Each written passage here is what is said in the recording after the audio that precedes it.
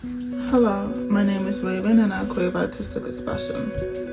Welcome to my tree cave. I'm gonna show you everything that I've made in 2025. I feel like it's not a lot. I definitely took it easy with the crocheting this year, mostly because I have other hobbies. I mean, I read, I watch anime, I write, I watch K-drama. I have lots of hobbies and I'm outside.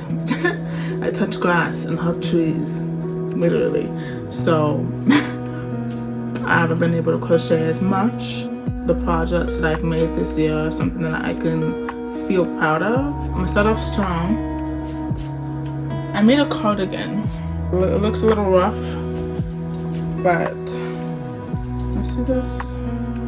With all the projects that I've made, they're all my own patterns. I create patterns as I go. Do I plan on selling them? No.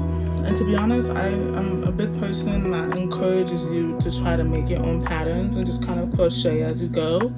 All of these projects, I just kind of let my hand guide me. So this one is probably one of my top 5 favorite crochet projects because I've made a cardigan for everyone but me. The next item that I've made, which probably you've seen from previous videos if you haven't seen those, I did make a dress and that took me 16 hours, which is probably like kind of crazy considering how slow I crochet.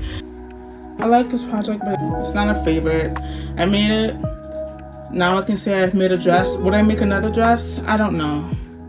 Honestly, I really don't. Probably, but not anytime soon. So the next one I'm about to show you was a fail, but also not really. I'm pretty proud of this.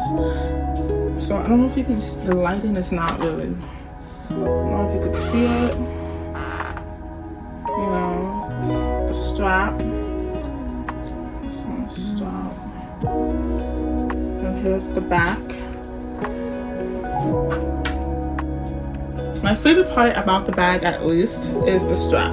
The strap is nice. I like this assortment of colors. I just winded up bits and pieces of each skein and just tied them off so that when I crochet, it kind of just flowed pretty nicely together, but you can still kind of tell, like you can see the knots where they're tied. I have to consistently crochet them back to this side so it can't be seen. I attempted to do graphics for the first time. I did a star that was waving high and I did a fish. Honestly, don't know if you can tell if it's a fish, but it's a fish, okay? It's a fish. And it's little cute little pockets. I was gonna do lining for the inside, but I ended up just not doing that because I didn't have time and I wasn't that experienced with lining just yet. What I don't like about the bag, I wish I could do this part again.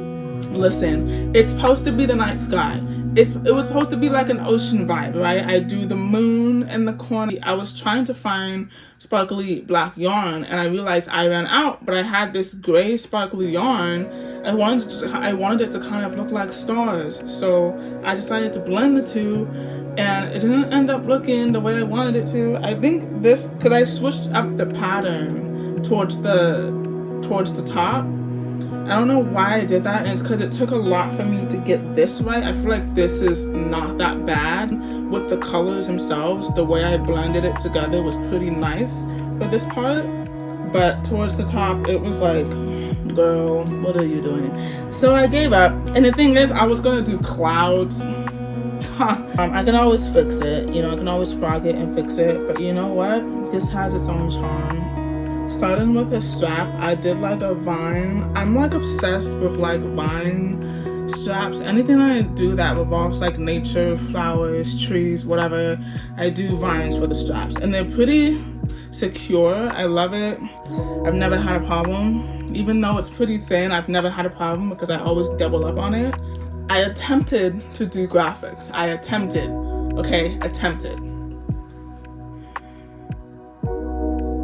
This is supposed to be a moth. Can you tell? Be honest, can you tell that it looks like a moth? This is based off a painting I saw, by the way, and then I used Stitch Fiddle, or whatever it's called, and I tried, and then the back is just, it's supposed to be leaves, I know, but the thing is, the leaves are broken off, and it's a high detailed picture. Whenever you're doing graphics and you're trying to make a grid for it so that you can crochet it and get the pattern that way, it's important that you choose something that doesn't have too much detail. And because it's a painting, there's like a million different colors used, different details. Like the picture was very blurry. It took so much adjusting in the settings to get the picture as clear as I could get it so that I could make this the way that I made this. And I'm so disappointed because it took so much out of me. I definitely don't like graphics. It takes much longer. It requires much more focus because you're not just looking at a pattern and saying, okay, well, I have to do half double crochets for 10 more rows. No, you're looking at the pattern consistently to figure out when you have to do a color switch, when you have to skip so that you can get the shape right. But this one was a headache, and it didn't even turn out like, what the fuck is this on the back? What is it? What is it? It's not a leaf. It's just splotches of green. I'm so upset.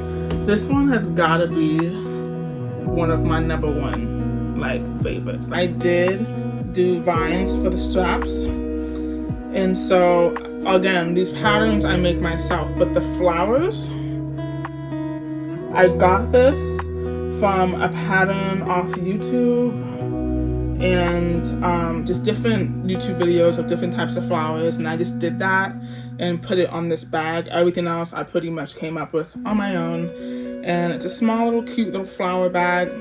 I'm actually gonna do lining for this one because I want this to last. I crab stitched all the squares together. I really do love this assortment of colors. I had the most fun making this pattern. I was searching up pictures on Google on different flower gardens to see, you know, what would look best. Like, how can I turn this picture into a bag? And I just had so much fun. I used a spinning wheel actually to decide what kind of bag I was even gonna make to begin with. And then I started looking at pictures of gardens, and I was like, I want a garden bag, like a flower bag. My favorite flower are Chocolate Cosmos, and I was trying to attempt that, but with the colors that I chose, it didn't really look too good. So I decided to just kind of put a pin in that and maybe try that for another project. But I really love this bag. It's one of my favorites. It's mine. You know, I love to create. This idea came from looking at garden pictures. Would I sell a pattern? To be honest, no. I don't think I'll ever sell patterns. I don't, because the way I write patterns are in the way that I understand them, and it's pretty cutthroat. I don't over explain in my patterns like most people need. That's another conversation. I don't like reading patterns, I like making them. I do want to say the ones that I've gifted, I have made flower hats for my baby nieces that were just born. It's cute little matching outfits. My sister doesn't show in this photo that I'm showing you right here, but I made them a blanket, a little baby blanket. I made them two little cute little dress tops and hats to match the twins. Oh, I made a monster bag for my nephew for his birthday in August, and honestly that bag, he loved it. He's like, oh my gosh, so scary. It was so adorable, his reaction. Mother's Day, again, if you've seen that video, I've made my mother a cute little top, little Ariel flowy beach top, and I made my grandmother like a poncho. Almost forgot to mention that I made my cousin a sweater, which took me, honestly, I was surprised how fast it took me. I think it only took me 4 hours, and I think it's because she's like an extra small. But when you make garments for people that are like much smaller, it works up super fast. I'm almost jealous how fast it works up. And I made my aunt an oversized sweater, kind of, with like very flary sleeves. So the next thing that I made are gloves for my grandmother, and this is her Christmas gift. She's not anemic, but she does get really cold, and I thought maybe if she had something on her arms while she's lounging, it'll be really convenient for her. These gloves took me about like 3 hours to make, and they're not just any kind of gloves. Boom. I should have put like a button here, but it's whatever. It's like if she needs to answer a phone call, she can scroll on her phone, do whatever, and then when she's done, put her hand back, her fingers back in. There's a little gap right here. I don't know if she'll find it annoying, but for the most part, it still does its job. Yeah. I would give these, I mean, the process of making these wasn't that bad at all. It's actually probably one of the easiest things I've ever made and the fastest things I've ever made. Next thing I made was for my sister, and this one is really special. This is a pattern that I bought. Don't remember what it's called, but it's this lady right here. She made this pattern. I bought it off Etsy, and this pattern is pretty special to me. It's very special because I did lining on the inside. I did lining. First time, oh my goodness. And it's really impressive. I tried to get the colors as close as I could get it. You can kind of see the whatever. And I also used fabric glue for just safe measure. I think this is a total of 19 squares. I think it's 3 rows each square, and I craft stitched them together. And yeah, this is a cute little day bag. That last bag, I'll give it an 8 out of 10. I completely loved making it. While I was crocheting that bag, I was watching Walking Dead. It was a vibe. I finished it in no time. This one is for my mother. She's been complaining about me not making her a bag. My sisters have a few bags and my mom has 0. But I've made her stuff. I made her a lot of stuff. I made her tops. I've made her accessories, shrugs, scarves, but I have not made her a bag. So here's her bag right here. Again, all the patterns except for that one that I bought are mine. And I also did lining for this one. This was a skirt that I decided to cut up. Now the sewing I might redo because what the hell. I did use fabric glue for safe measure, but I did sew for the most part. But yeah, this is the bag. I'm pretty proud of it. The lining is really cute. The colors I think are pretty nice. She loves gray, so I wanted to incorporate that. And yeah, I give this an 8 out of 10 as well. I enjoyed making it. I'm currently still making my niece's Christmas gift. The girls, my nephew, I was gonna crochet him a dinosaur hoodie. I just did not have time, so I bought him a Spider-Man plushie. I'm sorry.